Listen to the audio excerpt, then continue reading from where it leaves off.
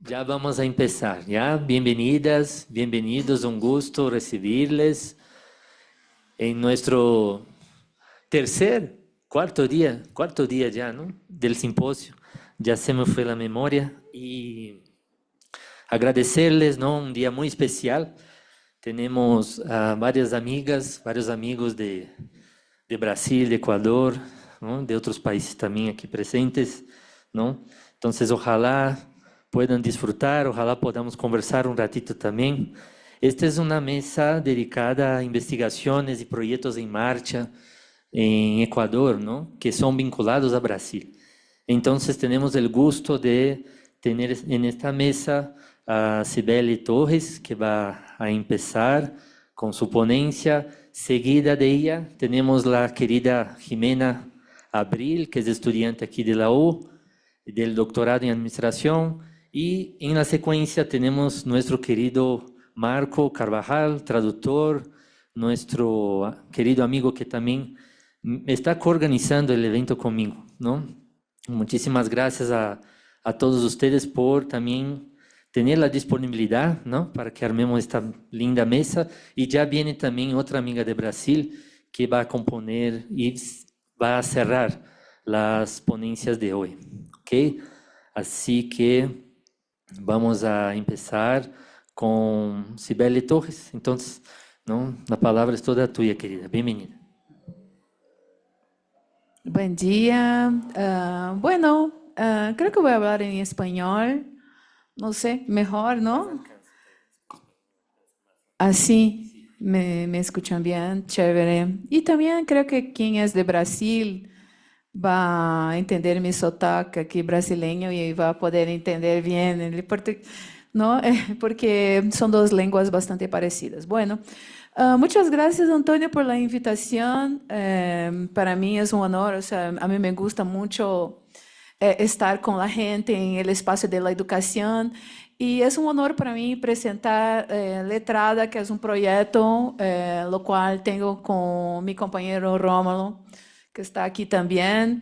Entonces voy a comenzar a compartir para que ustedes puedan conocer nuestro proyecto y en qué consiste, ¿no? O sea, y es interesante porque quería enseñarles una cosa desde Instagram. Yo había dicho ayer para Antonio que quería enseñarles un poquitito de letrada, ¿no?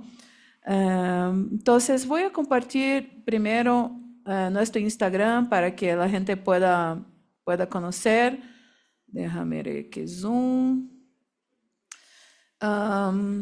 Nuestra descripción, quien ya ve en Instagram, yo escribí en portugués, sí, nosotros hacemos todo.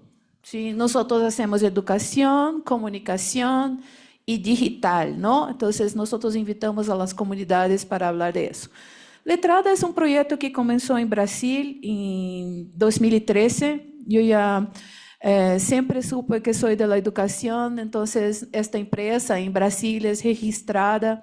Su primera función, o sea, nuestra cosa más importante es capacitación y entrenamiento, pero dentro de nuestra empresa también hay nuestro CNPJ, ¿no? Es nuestro RUC brasileño. También es de comunicación, producción de contenidos y todo lo que es relacionado a la comunicación, ¿sí? Bueno, para presentar también, tengo la presentación institucional de letrada, o sea, actual, para que ustedes puedan conocer un poquitito. Yo voy a poner aquí para que puedan ver, ¿no? Entonces, ¿cuál es nuestro propósito, no? Nosotros tenemos el propósito de educar a las personas para que puedan comprender la actualidad y actúen para cambiar su realidad, ¿no? La idea de Letrada, cuando comenzamos nuestra empresa en 2013, era una empresa, o sea, siempre fue con función de comunicación, de educación, pero percebíamos que la gente estaba bien el boom del marketing digital, la gente comenzó a querer aprender acerca del tema, entonces vimos la necesidad de que el mundo necesitaba entender lo que está pasando con la comunicación mundial, pero antes de entender el mundo que estamos, también tenemos que tener sí, una formación, ¿no? O sea, siempre nos preocupamos que uma pessoa pueda entender, pero também pueda ter acesso a todo que é relacionado à educação, principalmente para que esta pessoa pueda formar uma opinião, para que pueda ser um agente de cambio. Ou seja, nunca pensamos que somos os transformadores, que vamos a conseguir cambiar realidades de pessoas sin que existiera a educação, ou a literatura, ou as letras, ou os livros, não? Bueno, entonces nosotros hacemos en Brasil con el propósito de transformar la educación en comunicación y negocios en la era digital. Nosotros percibimos que esta formación desde la perspectiva de entender, comprender el mundo, nos hace mejores en resultados que tenemos, o sea, en la vida, ¿no? Entonces, nuestro nombre, Letrada Academy, simboliza a esencia de quién somos. Una profesional de marketing. Yo tuve la formación de marketing, pero también me gradué en letras. También tengo mis posgrados en influencia digital, en gestión empresarial, comunicación y media, y ahora estoy terminando también inteligencia artificial, ¿no? Y Rómulo, que está aqui na mesa também, que é um acadêmico da Universidade Federal de Rio Grande do Sul, com pós em enseñança à distância, em EAD. Então, Rómulo é especializado em educar pessoas também digitalmente. E também Rómulo tem um pós-grado também em gestão ambiental, porque é também uma outra temática que nos preocupa, que é el tema que todo eso que estamos haciendo con la comunicación, si no nos preocupamos por los cambios climáticos, o sea, no. Entonces, eso. Entonces, somos comprometidos con el poder de las letras y la educación, ¿sí? Nos dedicamos a educar a las personas para que puedan interactuar con sus comunidades mediante contenidos que transforman vidas y aporten para un mundo mejor. Nunca hemos pensado en educar a la gente solamente para vender. O sea, nuestra base de educación está totalmente centrada en Paulo Freire, lo cual podemos citar el libro Pedagogía del Oprimido, de 1968, que habla de esta educación bancaria, ¿no? Esta educación opresora. Nosotros siempre hemos buscado que nuestra educación sea próxima, libre, que sea una educación de derechos humanos, una educación que valida el conocimiento de las personas. O sea, dentro de nuestro método de educación, y eso tenemos unos profes que trabajan con nosotros, no hay dudas de que las personas también traen, y que son las personas que construyen el conocimiento, ¿no? Bueno, entonces, nuestra comunidad letrada está abierta a quien busca aprender, crecer, transformar su vida profesional, personal, y significa formar parte de una iniciativa comprometida con el desarrollo continuo y una excelencia educativa. Y esta excelencia educativa es de decir, mira, ustedes pueden, nosotros podemos cambiar lo que está pasando ahí. ¿Sí? Entonces, ahí ven una foto de nuestros estudiantes en nuestros primeros talleres. ¿Sí? Bueno, nuestras áreas de formación tenemos la educación continua, la letrada lab, letrada shorts y letrada cultura. O sea, no serviría de nada nosotros tener la educación continua que creamos en los laboratorios de educación si nosotros no traemos cultura a la gente. O sea, por ejemplo, valorar las artesanías maravillosas que estamos viendo aquí, y hacer parte, por ejemplo, de un proceso educativo. ¿Sí? Entonces, unir el arte, los artistas con nosotros siempre fue un propósito que mucha gente incluso se quedaba confuso, porque decía, ¿por qué ustedes están haciendo fiesta? ¿Por qué ustedes están poniendo música? La gente siempre ha pensado que eventos, por ejemplo, de literatura sería alguna cosa bien aburrida. O sea, es una cafetería, me voy a lanzar un libro en una cafetería, no, en una librería y todo el mundo, no, nosotros nunca pensamos en traer la literatura de esta manera. La idea siempre fue traer la literatura con fiesta, con alegría, para aproximar a los jóvenes, ¿no? Bueno, entonces tenemos, a letrada short son cursos cortitos que tenemos de 2 horas, los labs son cursos de 20 horas máximo, la educación continua es los cursos de 100, a partir de 80 horas, ¿sí?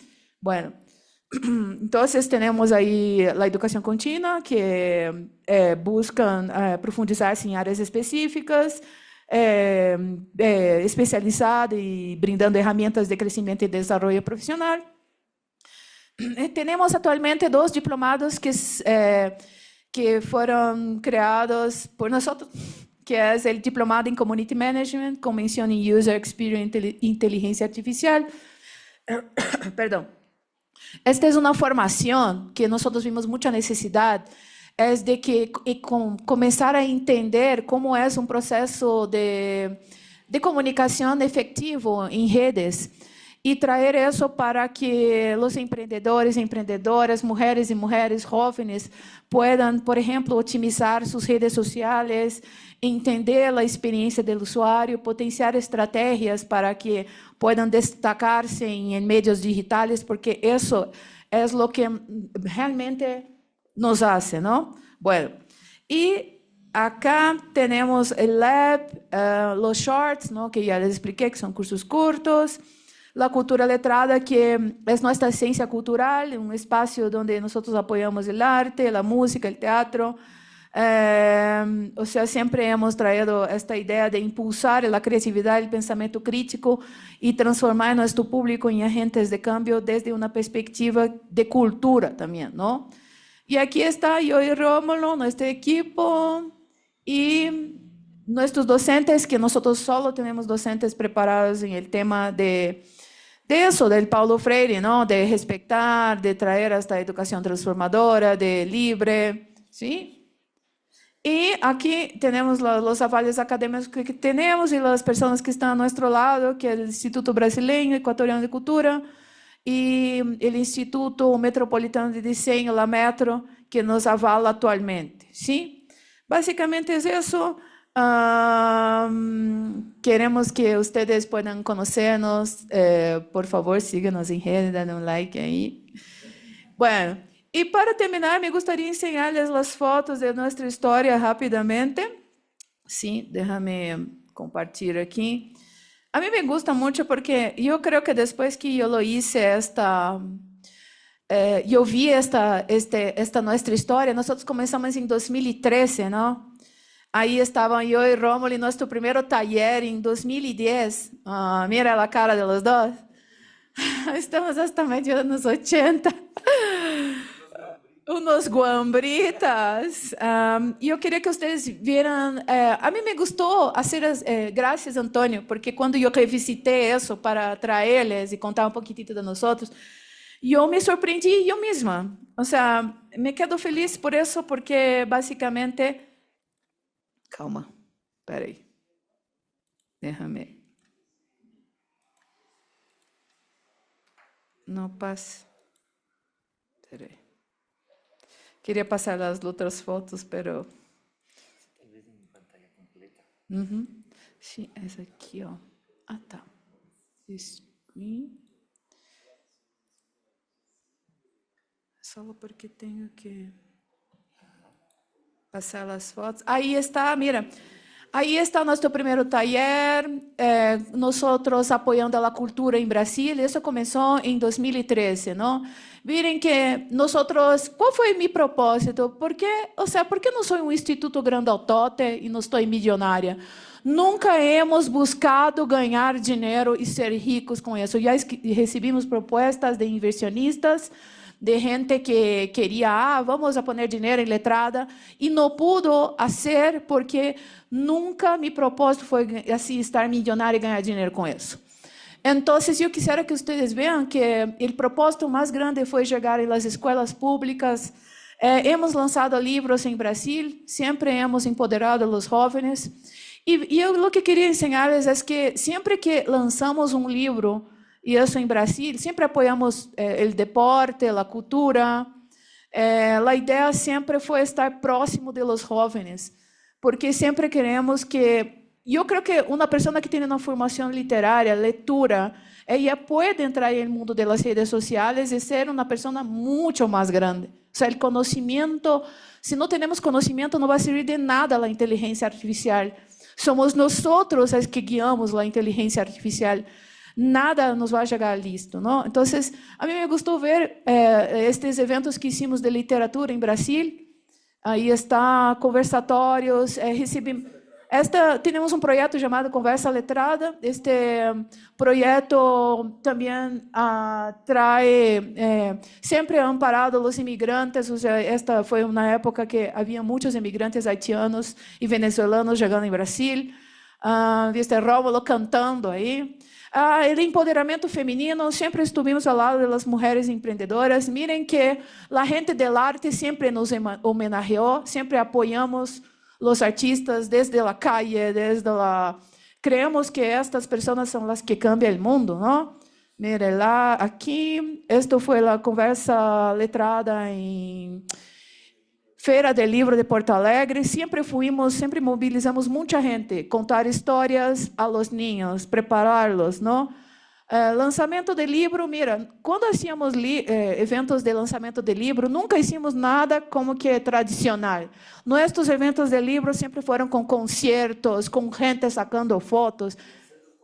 Em centros comerciais, a primeira vez que hice um lançamento em um centro comercial, me disseram, tá louca, por que vas a ser aí? Nadie vai venir. E miren, sempre tuvo muita gente. E a ideia sempre é dizer, a la gente não le gusta ler? Mentira. Mentira. Los jóvenes sí le gustan leer. Somos nosotros que somos los agentes de cambio, este movimento de empoderar mulheres. Mira, este foi outro projeto de letrada, lo qual empodera mulheres e comunidades LGBT. Aqui eu e Rómulo, nós lançando livros. Esta foto representa muito, porque para mim, escutar um haitiano lendo uma poesia em crioulo, creo que me representa. Eu creo que o mundo necessita escuchar as comunidades, as culturas diferentes, não? Aqui em Feira del Libro, mira os jovens, quantos jovens puderam escrever microcuentos. Quando eu estive na escola pública em Brasil, não havia internet, não havia nada, e eu queria levar a educação digital aí, e a gente me dizia, como te vas a hacer? Eu digo, não, me hago com esferos. Escrever e comunicar não necessita de tecnologia, necessita de livro de empoderamento de docentes, professores abertos, não? Lançamento de Vitor e Léo, nós hicimos livros, sempre muita gente. Mira, esto foi nosso evento em Brasil. Mira, esto, mulheres e liberdade sexual, hablar. Nós também empoderamos a sexualidade feminina. Muitas vezes hemos hablado isso em vários eventos. Aí está nossos lançamentos de livro, nossas conversas de literatura. Aí está mis estudiantes da escola pública fazendo microcuentos para Twitter. Conversação, mulheres. Rómulo hablando de literatura, porque é um grande maestro, conhecedor de Machado de Assis. Nós em la pandemia sobrevivimos também. Nosso primeiro livro que lançamos, este aí foi bem chistoso, porque nós hicimos todo e daqui a pouco apareceram uns políticos para dizer que fizeram concejales. Muita gente já tentou montar em nossas espaldas para... Aí está letrada, em conversa letrada. E eu sempre he levado minhas hijas, em los manifestos feministas, LGBTs, sempre las eduquei para isso. Então, eu creio que é importante saber que educação também é para os niños, conversa letrada. E aí começa o Equador, para já terminar, porque sei que é bastante rápido. Em 2018, decidimos trazer letrada para expandir. Sempre he amado este país. Tenho 2 hijas que nasceram em Equador. É um país maravilhoso, lleno de jóvenes criativos, gente de arte, de gente que trae uma história que deveríamos contar no planeta inteiro. Esto lo creo, sabe? Então, por el governo que tuvimos em Brasil em 2018, he pensado dar um tempo de aí, aunque agora vi que não há como huir de governos malos, não? Pero, bueno, foi uma lição. Bueno. E decidi expandir para a Latinoamérica e trazer a Equador, que creio que é um lugar onde se necessita muito uma educação libertadora, em minha opinião. ¿sí? Y ahí estamos nosotros movilizando otra vez gente en Ecuador. Nuestros cursos en Ecuador siempre tuvieron mucha gente. Traemos para Ecuador storytelling para contar, compartir nuestro conocimiento, ¿no? Porque sería medio arrogante, porque para mí yo creo que ustedes son los storytellers. Ustedes tienen mucho que contar, ¿no? Entonces intercambiamos conocimiento. Aquí eventos de empoderamento para jóvenes, para networking, siempre con mucha gente. Nuestros cursos, aunque nuestros cursos, o sea, básicamente es online, pero hicimos presencial también. Esta es la gente. Sí, bueno, esta es nuestra historia. Rómulo llevando siempre, aquí Rómulo también en un simposio en Guayaquil, nosotros en la feira.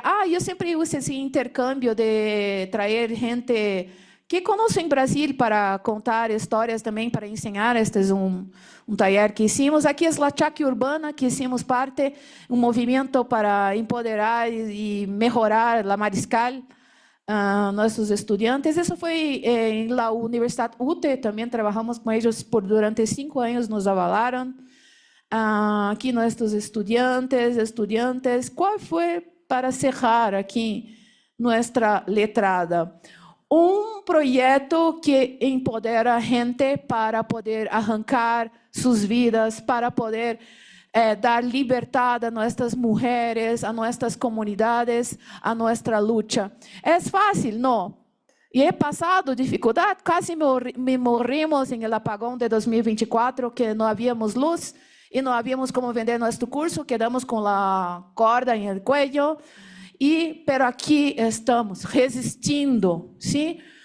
Quando eu miro para trás e digo, ¿qué he hecho? ¿Qué pasó? ¿Dinero tengo? No. No, pero tengo sonrisas, tengo jóvenes que começaram a salir de situações de violência. He visto muitas mulheres, em especial tenho muitos estudantes em Esmeraldas, em Manabí. He sobrevivido também, ou seja, com muitas becas para estes estudantes, pero aqui estamos e me gusta muito que pueda compartilhar isso e me dá muito honor de haver formado mais de 3.500 jovens em Equador com nossas teorias ou nossos conhecimentos a respeito de comunicação e direitos humanos. Isso é. Muchas gracias, disculpa haber.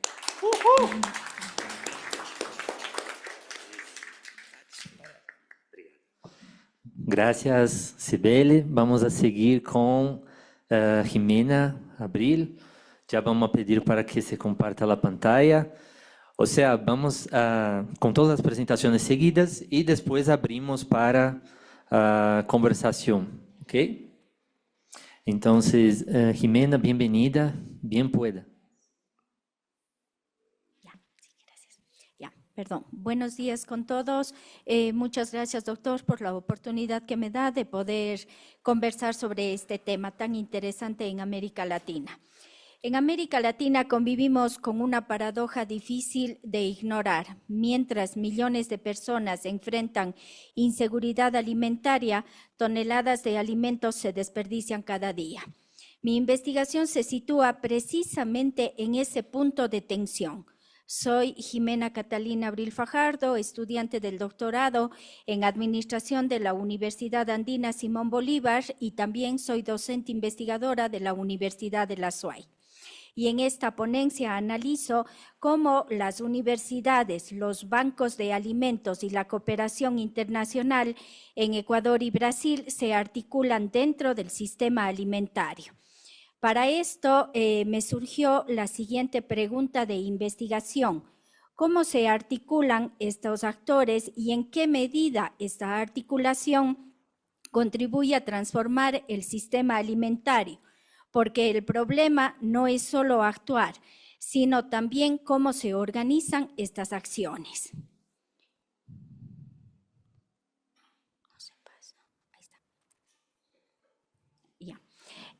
Para poder comprender esta articulación, el análisis se basó en 5 ejes importantes. El primero, economía circular, que planteó la reorganización del sistema alimentario más allá de una reducción de desperdicios. El segundo, la innovación social, entendida como procesos de co-creación entre actores públicos, privados y comunitarios.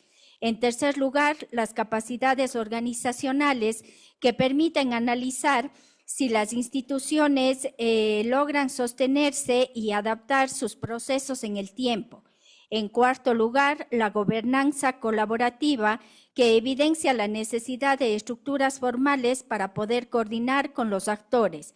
Y finalmente, la cooperación internacional que se incorpora como un eje clave, ya que permite transferencia de conocimientos, de formación y de modelos institucionales entre los países. Esto me ha llevado a entender que la articulación universidad-territorio no es solamente local, sino también transnacional. Dentro de la metodología utilicé un enfoque cualitativo, interpretativo y comparativo entre Ecuador y Brasil, que se basó en 3 fuentes principales. Primero, la revisión de literatura académica. Segundo, análisis de políticas públicas y de marcos normativos.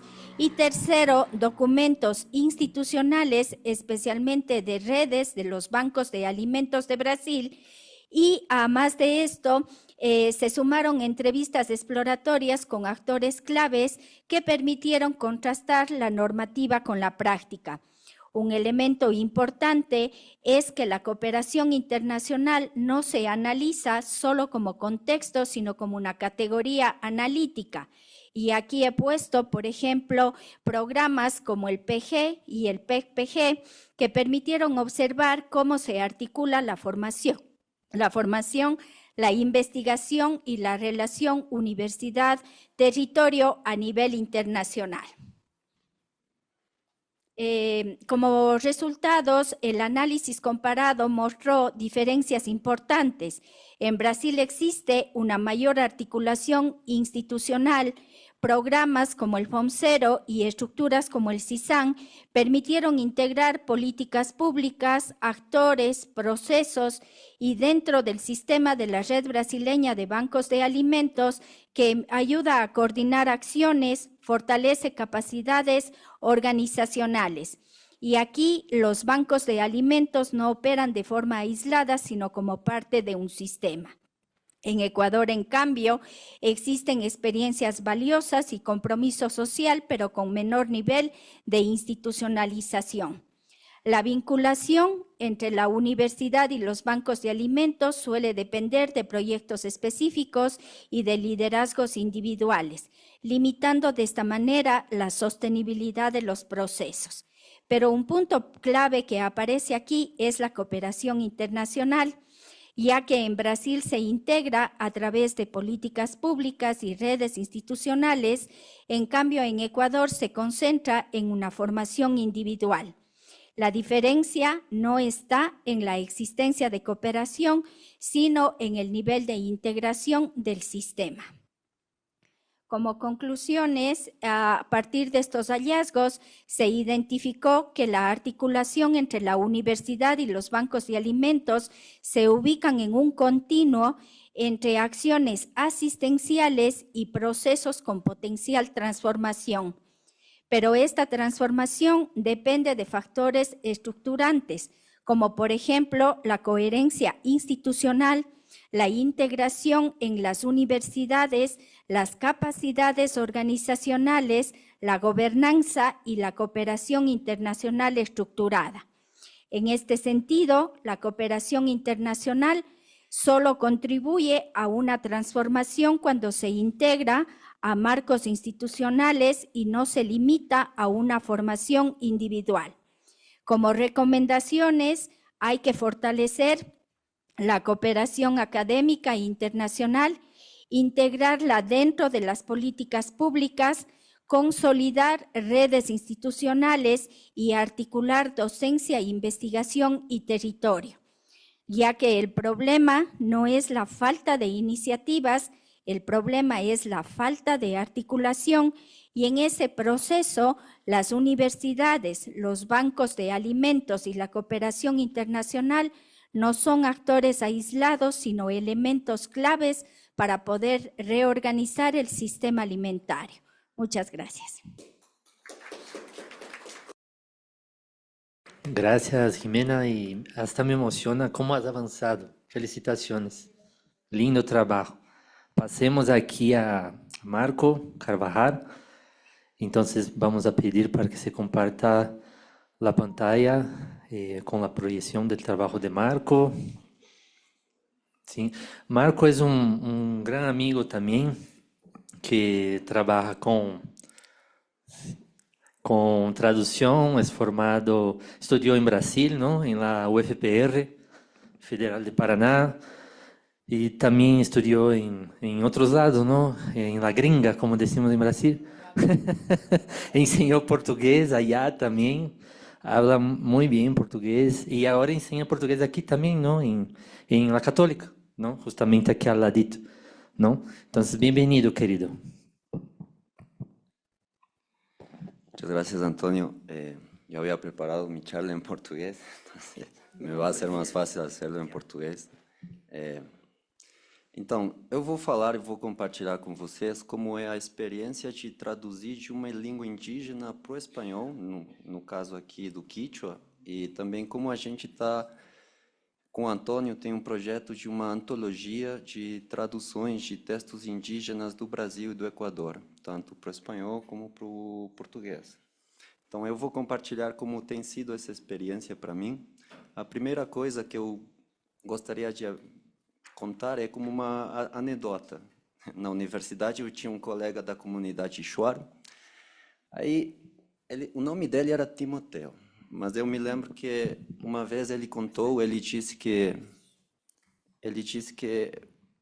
o nome dele, na língua dele, era outro. Não lembro a palavra. Aí eu perguntei para ele se tinha um significado. Aí ele disse, significa luz. Aí eu falei, legal. Mas ele ficou me olhando e ele disse, mas não é a luz que você imagina. Eu falei, que tipo de luz é essa, então? Eu falei, não sei como explicar. Então, é justamente isso, quando a gente trabalha com uma impossibilidade de equivalência. Pode ter a mesma palavra, mas nem tudo tem uma correspondência direta entre línguas. São mundos em choque. As palavras carregam mundos, práticas e relações. Então, tem uma negociação de sentido. Traduzir é escolher como representar outra experiência. Então, qual é o problema de traduzir do Quechua para o espanhol, que são dois mundos em choque? O Quechua, primeiro, é uma língua aglutinante. E também as palavras carregam uma forte carga metafórica dentro da palavra. A cosmologia está embutida na palavra. Então, por exemplo, aqui à direita, é um exemplo simples. Yachana significa saber, conhecer. Mas se eu coloco o morfema ti, Yachatina significa fazer saber, o que é ensinar. Se eu coloco o morfema ku, Yachakuna, estar sabendo, que vai significar estudar.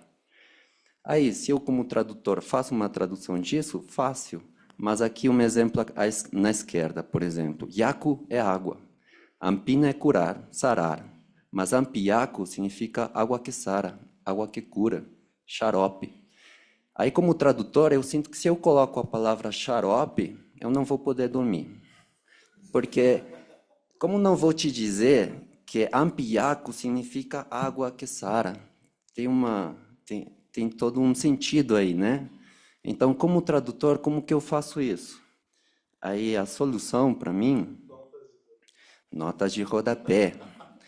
Notas de rodapé. Mas não é só na palavra, também na gramática. A gramática também transmite formas de relação. Aqui vocês chegaram no Equador, vocês já começaram a praticar seu espanhol aqui, a falar. E uma coisa é, se vocês perguntam para um equatoriano qual é a influência do Quechua no espanhol que a gente fala, eles vão dizer, palavrinhas, achachai, arrarai. Mas isso é mentira. A influência do Quechua é muito mais do que isso. É muito, muito, muito mais do que isso. E o bonito de aprender Quechua é descobrir meu espanhol. Momentos que eu estou falando e eu digo, nossa, isso vem do Quechua, que doido. Aí, por exemplo, vocês vão ver que nós, os equatorianos dos Andes, falamos de um jeito muito cordial, que somos muito amáveis, que sempre falamos obrigado, por favor. Isso vem do Quechua. Em Quechua, se eu falo come, se eu falo olha, é duro.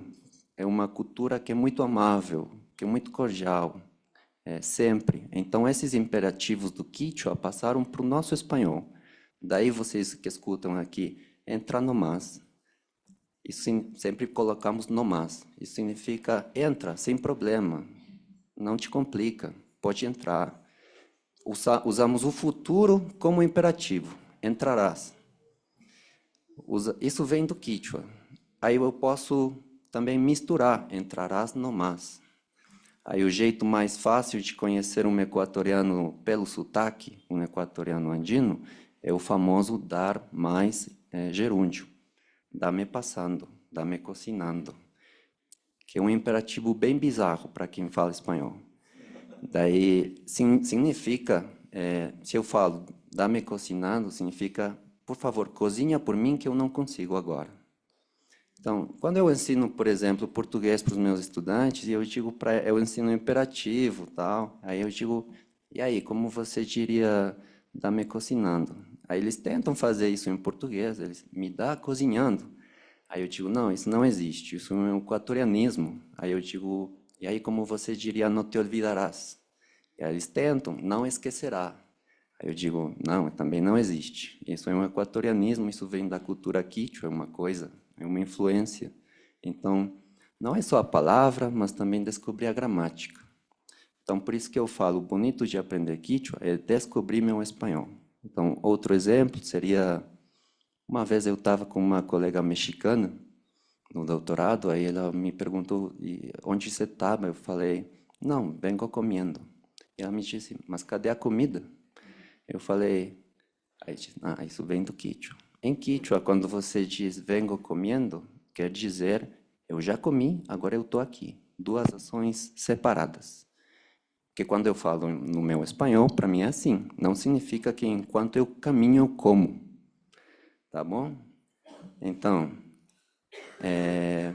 qual que é a nossa proposta? Porque a primeira tradução que eu fiz do Quechua para o espanhol foi com a ajuda aqui do meu grande professor de Quechua, Rasu, que está aqui. Chamamos Kamanta Yupachani. Aí a nossa proposta foi isso, abusar da nota de rodapé. Porque eu sinto que se eu não consigo te explicar para o leitor o sentido cultural, a metáfora da palavra, não vai ser suficiente. Então, por aqui, este é um poema que se chama Atahualpa Huanhui, que é o primeiro registro em Quechua na historiografia equatoriana.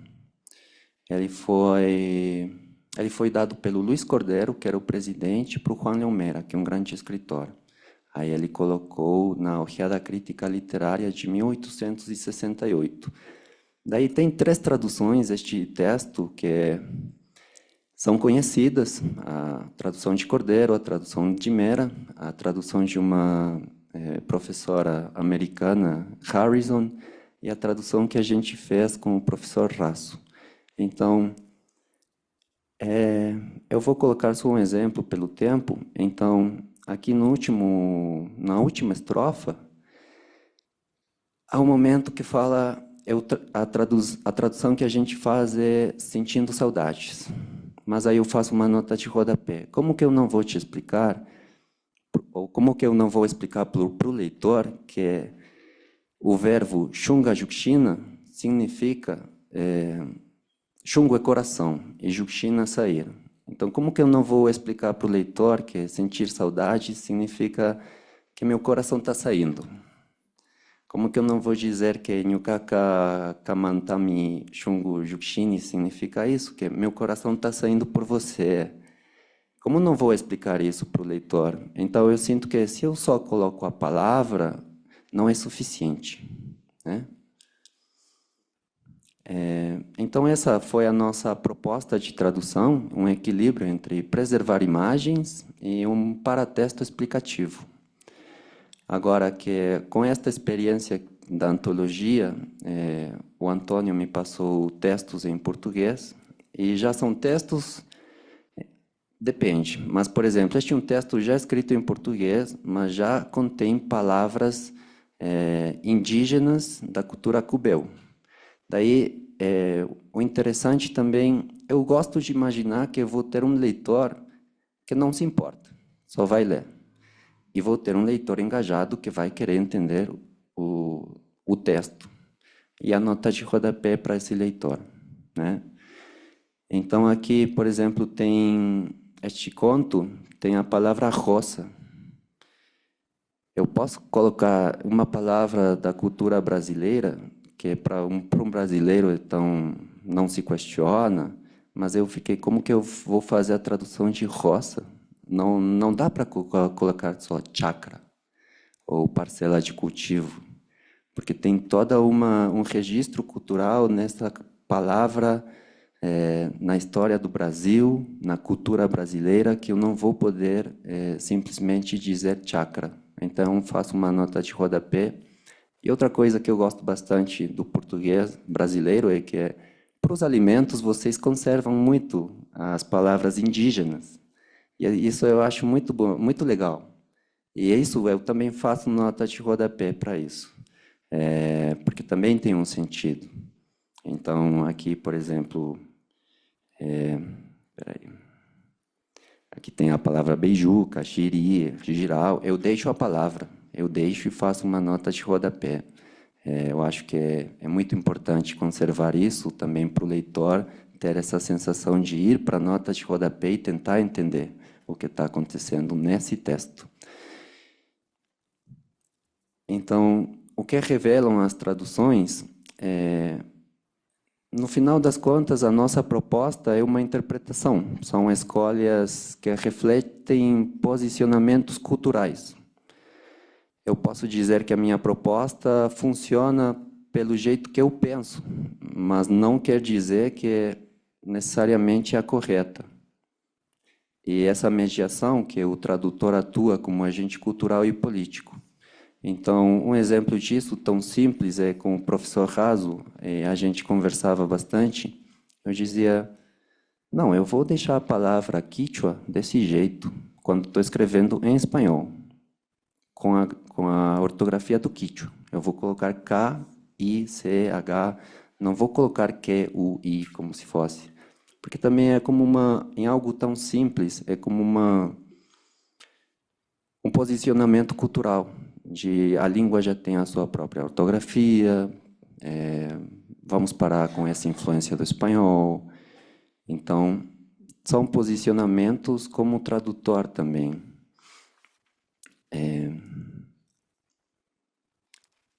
Isso, e como conclusão, era isso, compartilhar a experiência de como está sendo traduzir de uma língua indígena para o espanhol, ou no caso, com o português também, que é traduzir e negociar práticas, valores e margens de sentido, porque também as línguas indígenas questionam pressupostos de equivalência. E as notas de rodapé terminam sendo ferramentas éticas, neste caso, para mim, e que nem tudo pode ser traduzido sem perda, e isso também é conhecimento. Isso, obrigado.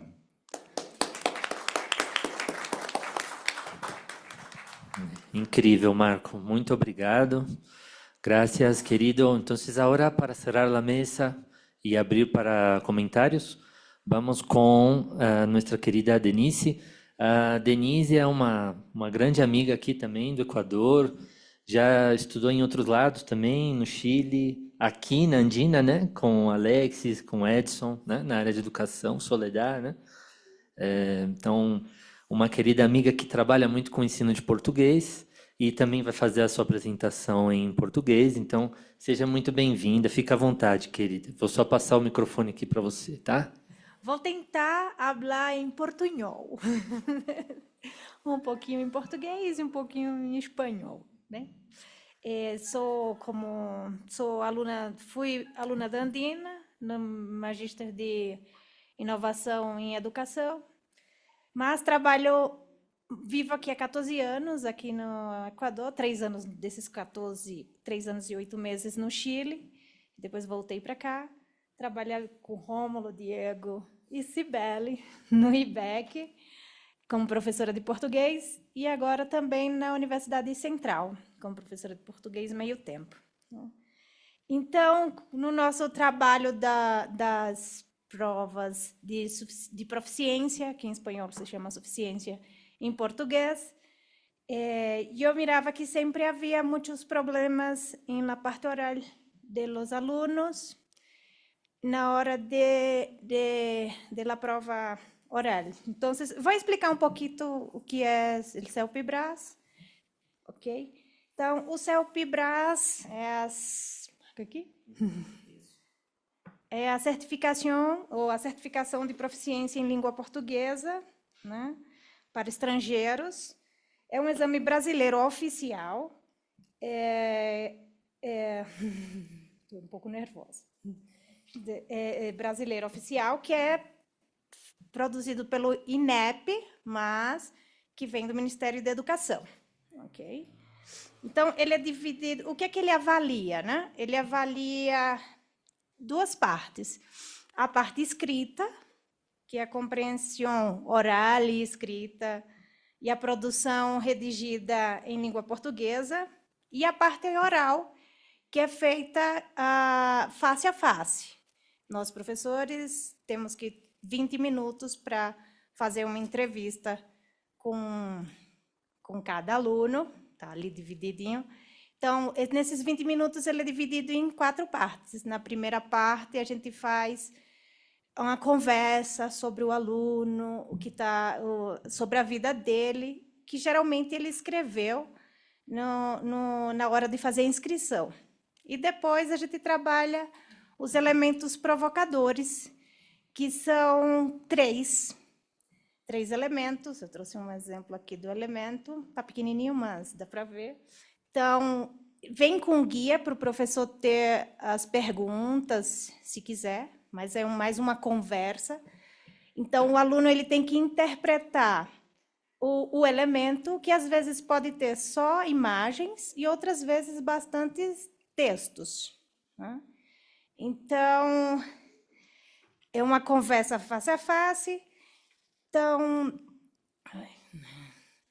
Então eu observei, nós observamos, né, pesquisando e também vendo nos documentos do INEP, que em 2025 houve um aumento muito grande nas inscrições para o CELPE-BRAS no mundo inteiro, né? Então, cada vez mais novos estudantes procuram aprender para ter novas oportunidades no Brasil. Aqui no Equador, a gente tem uma maioria dos nossos alunos que vão fazer o CELPE-BRAS são médicos, né? Rômulo, Cibele, Diego está aqui para ver, porque eles procuram estudar uma especialização no Brasil, porque o Brasil é referência em saúde, né? E aí, o que a gente observa dos maiores erros que acontecem durante as provas do CELPE-BRAS, né? Os erros mais comuns. Focar apenas em gramática, e quando chega na hora de escrever, fica bastante perdido, ou na hora de falar, e aí confunde muito com o português, com o espanhol, por conta que é muito similar, alguns verbos são muito similares, né? Ignorar a produção escrita, muitas vezes, principalmente agora com a questão das facilidades com IA, muitas vezes eles preferem buscar na internet em vez de produzir mesmo à mão, e depois, quando chega no exame, às vezes fracassa por isso. Não que seja ruim, porque assim eles treinam também quando estão copiando, mas se ele precisa fazer um CELPE-BRAS, ele necessita não fazer isso, né? Às vezes, não interpretar corretamente a proposta do que está sendo solicitado, traduzir diretamente do espanhol, que acontece para nós também, que falamos português e tentamos fazer essa mesma coisa, né? Não ter uma pronúncia e fluidez, ter uma pronúncia e fluidez limitada na parte oral, e não consumir português brasileiro autêntico, como música, literatura e tudo mais, né? Com a facilidade da internet, muitas vezes eles esquecem de buscar fontes que sejam realmente em português do Brasil, no caso, para quem vai para o Brasil. Então, diante dessas coisas, eu trouxe a minha pergunta de investigação, né? Este estudo busca responder a seguinte questão de investigação, que é medida da interferência do espanhol, que influencia a ocorrência de erros lexicais e sintáticos na produção oral em português brasileiro, né? De estudantes equatorianos, porque há estudos da interferência de espanhol, mas não diante do equatoriano. E vendo a apresentação do Marcos, a gente vê mesmo que também tem essa interferência do espanhol equatoriano com algumas palavras que não existem,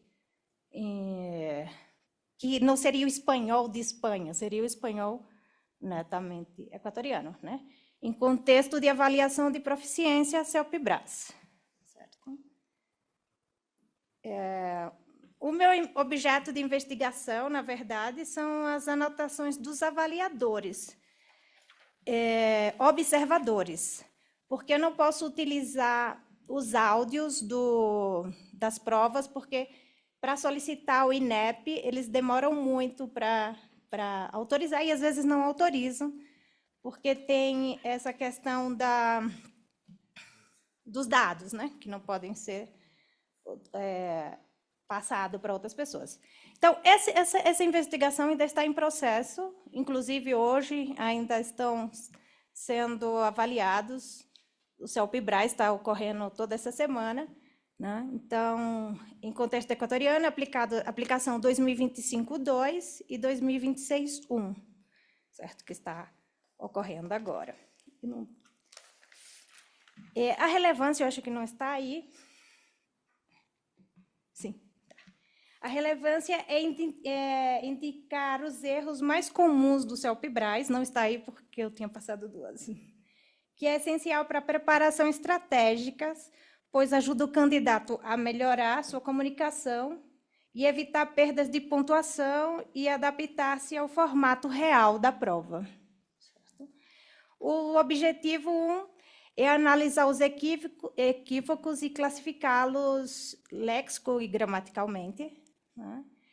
Também não está a segunda apresentação que eu tinha feito. Então, não é analisar a transferência linguística, certo? Entre positivas e negativas. E o que eu proponho são estratégias pedagógicas para reduzir os equívocos durante as provas e também nas aulas, que é o que a gente observa sempre que acontece, né? Que mesmo que a gente tente ajudá-los a melhorar, eles continuam cometendo esses mesmos equívocos, que chamado de fossilização, muitas vezes, né? A relevância já estava depois. É isso. Não, bem rápido, eu disse que ia ser bem rápido. Obrigada. Muito obrigado, muchísimas gracias, con todas las ponencias súper interesantes, ¿no? Ahora les voy a pedir un favor, ¿no? Si tenemos el documental, ¿no? de la comunidad de la Machi Alicia, que queremos lanzarlo, entonces vamos a pedirles que tengan la bondad de ser breves en los comentarios, ¿no? Tenemos tiempo para tres preguntas o comentarios o inquietudes, ¿no? Entonces, quienes se habilitan a hacer preguntas, comentarios, inquietudes para que sea en este momento, tenemos espacio para tres, ¿no? Y eso, estamos bien de tiempo todavía, entonces podemos conversar un ratito. No, general. Sí, porque nos da ganas, ¿no? Todos son experiencias todas súper lindas, ¿no? Súper lindas. Hay Adriana, el Machi y Rómulo. Sí, y claro, después les vamos a invitar a un cafecito que vamos a armar aquí también, ¿no? después del documental para que podamos conversar más. Me gostaria... vou perguntar para a Denise, vou falar em português.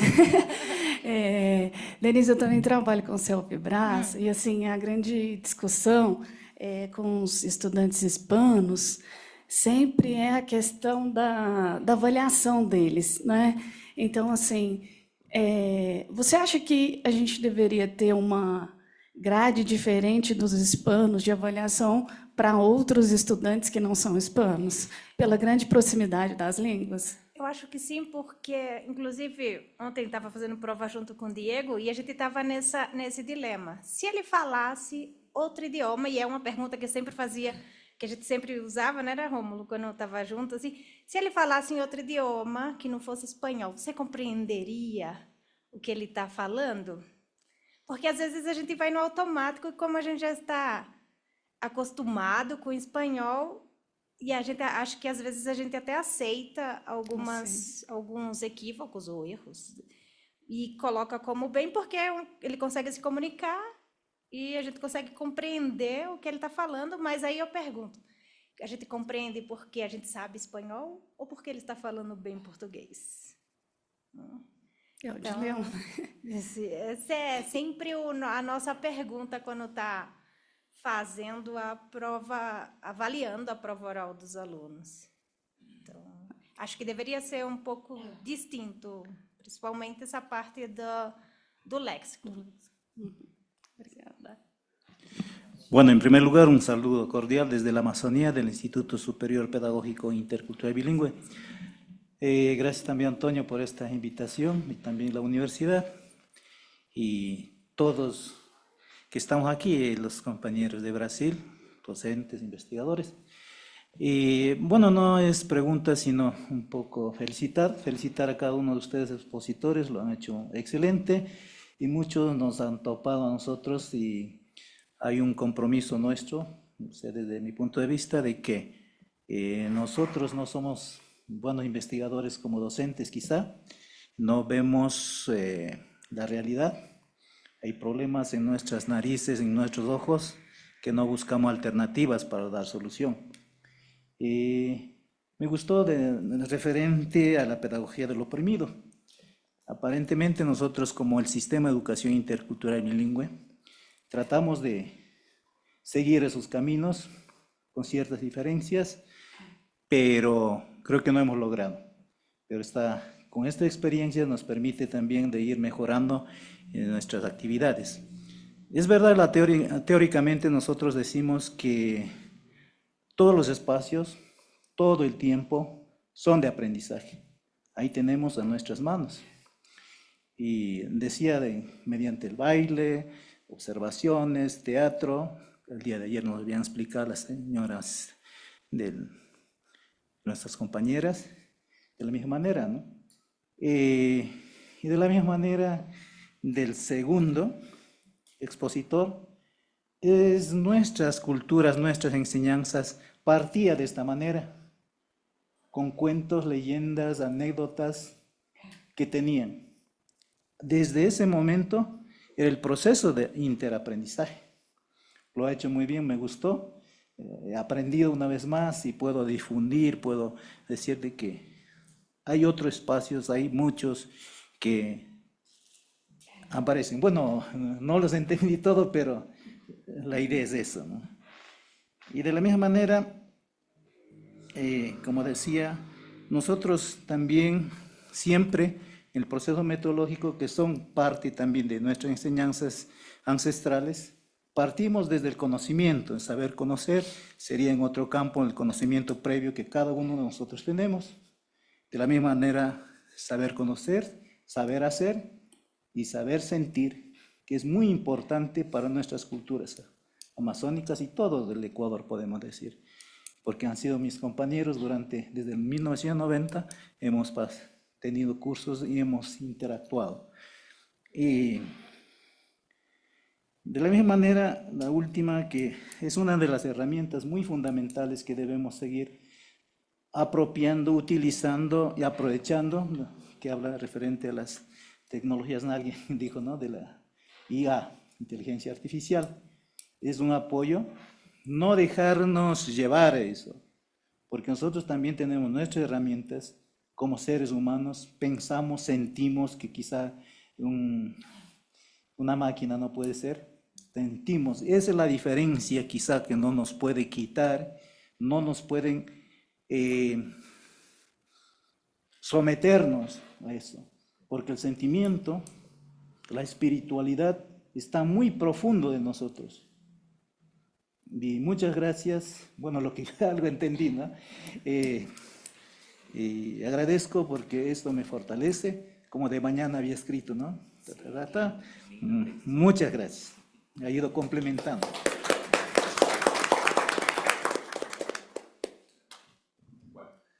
Gracias, gracias a todos y muchas gracias por haber participado acá. Entonces, o sea, es un gran honor aquí estar en esta mesa, tantas historias, tantas culturas, y esto de hecho es una cosa increíble. Bueno, yo tengo una pregunta muy objetiva para cada uno de ustedes, ¿ok? Para cada uno de ustedes. Vamos a empezar con Sibeli. La primera pregunta, pues voy a hablar en español, sí, aunque algunas presentaciones en portugués para que todos podamos comprender, creo. ¿Cuál fue el gran reto de traer la educación, un modelo brasileño, para la educación en Ecuador? ¿Cuál ha sido como el gran choque, el gran conflicto al rato en que los ecuatorianos se deparan con una cultura de enseñanza distinta? ¿Puedo hacer las otras preguntas para cada uno, para que puedan también pensar? Sí, está muy bien. Entonces, esta es la primera pregunta. La segunda pregunta, entonces, es para la segunda presentación, que, bueno, para nosotros en Brasil es evidente el beneficio de tener, por ejemplo, políticas públicas como un banco de alimentos. Vimos que cuando se ha quitado esta política del banco de alimentos, la primera cosa que hubo fue exactamente lo que vemos, lo que está pasando, por ejemplo, en algunos contextos como Argentina. Es decir, hay una cola para buscar comida y la basura. ¿Sí? Entonces, o sea, se pierde completamente la dignidad. La humanidad se pierde cuando se pasa eso.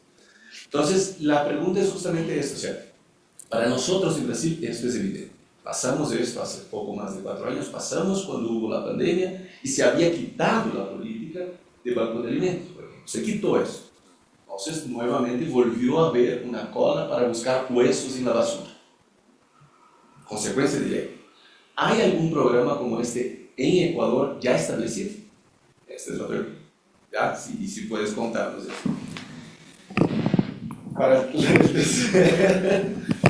Hablaste acerca de la gramática, y esto es una curiosidad personal mía, ¿sí?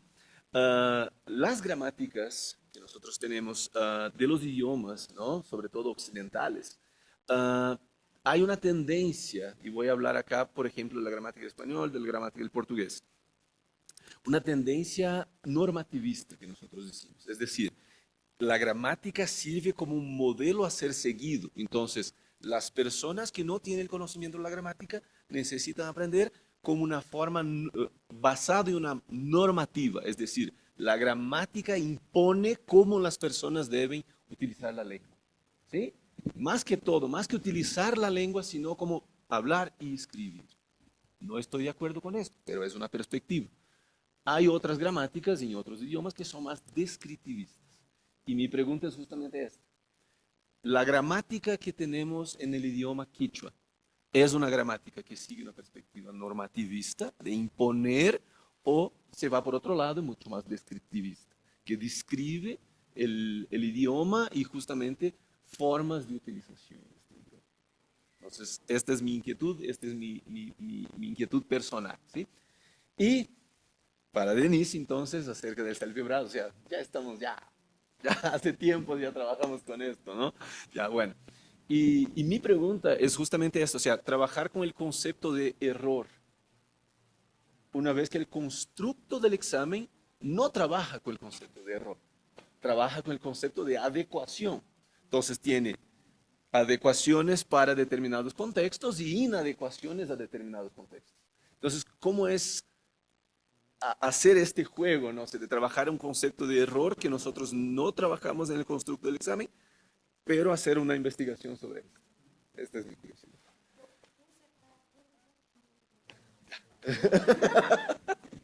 Ya, listo. Gracias, ya. Perdón por las 4 preguntas.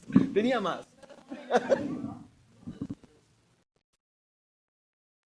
Bueno, em relação ao choque cultural, eu creio que, primeiro, há uma coisa que questiona um pouco em el modelo de enseñanza em Equador, e eu les vou ser super transparente e honesta, porque não vou, ¿sí?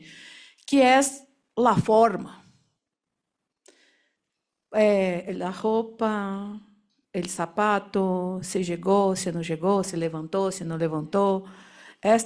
Não me gostaria de falar da formalidade, porque ser formal não significa ser ríspido ou ser autoritário. Então, eu he visto em algumas escolas, em alguns institutos, em algum lado que vi, que existe uma hierarquia, e o mundo que vivimos não é mais hierárquico. Nós já temos que, ou seja, se queremos a comunidade, não podemos hierarquizar.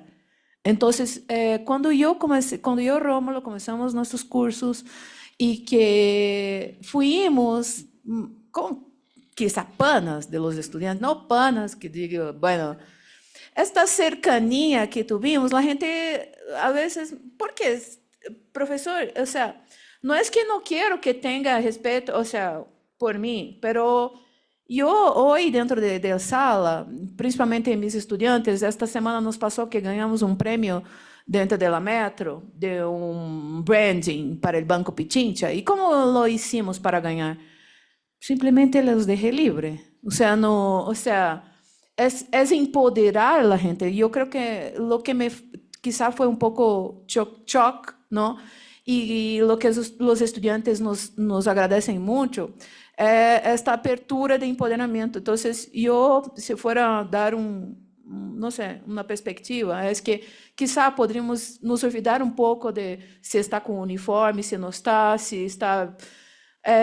Eu necessito do estudante dentro da sala da escola. Eu necessito abrir o caminho para que meu estudante se empodere, porque o mundo está muito violento. E se eu não sou um estudante, por exemplo, rapidamente, desculpa, Antônio, se eu sou um docente que continuo com minha metodologia de escrever, de que eu sou a autoridade, não? Eu sou a professora de ciência, não? O estudante se lo vai ao YouTube, vê um TikToker ou um influencer dizendo, não, a Terra é plana. A forma como este youtuber se comunicou com o jovem é muito mais influenciadora do que o próprio docente que está dizendo, não, a Terra é redonda. Então, eu necessito que meu estudante sim seja empoderado digitalmente, e eu necessito aceitar que estamos em la era digital, e eu necessito, incluso, e aí me dou pedir permissão a meus estudantes, meus colegas de letras também, porque também sou docente de língua portuguesa, que temos que, sim, colocar as ferramentas de inteligência artificial, sim, em la educação, em todos os lados, incluso em la língua portuguesa, porque a gente diz, porque você vai aprender por ChatGPT e não vai aprender por mim. Não. É que, como é dito para o professor aqui, se eu não tenho o critério, eu necessito empoderar meu estudante para ter critério, entende? Ou seja, nosso trabalho agora é muito mais forte. É de empoderar, é de explicar que eu necessito de ter o conhecimento para ter um critério, entende? Ou seja, a inteligência artificial é maravilhosa, mas é uma extensão de nosso pensamento. Nós podemos utilizá-la como um recurso incrível para classes de todo, porque nós temos esta possibilidade. Então, eu creio que o que para mim foi um choque realmente foi esta forma, estes protocolos, porque nós não nos preocupamos tanto com isso. Nós nos preocupamos muito com a forma.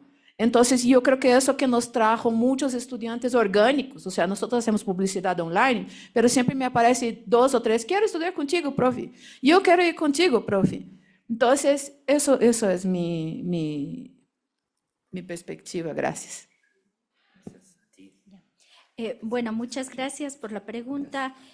Con respecto a la respuesta, le puedo decir que aquí en el Ecuador no existe todavía esa articulación que estamos necesitando entre los actores.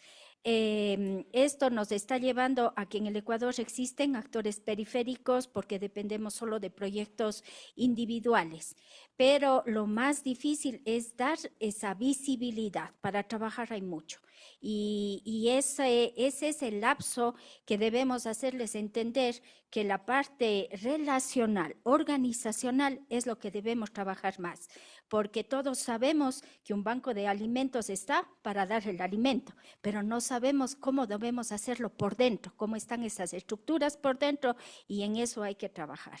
Al hacer eso, yo le puedo decir que en Quito se está ya trabajando también en marca, lo que no existe, por ejemplo, en Guayaquil, lo que no existe en Cuenca, que digamos están en pañales todavía, porque depende mucho de ese darse a conocer dentro de lo que es esta parte organizacional.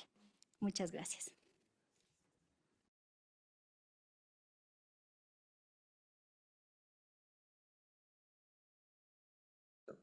Ah, claro. La pregunta era sobre la tendencia normativista en las gramáticas. Creo que son necesarias, pero también no son la ley. Obviamente, por ejemplo, cuando aprendes inglés, normalmente es el inglés del Midwest americano. Cuando aprendes portugués es en los libros y esto es el portugués de Sao Paulo. Cuando enseñaba español en Estados Unidos era el español mexicano. Entonces siempre hay un acento estandarizado que es el que va a guiar los materiales de educación, ¿no? En el caso del quichua de Ecuador, ahí te voy a hablar más como estudiante porque no soy experto, pero es el quichua del norte, los materiales.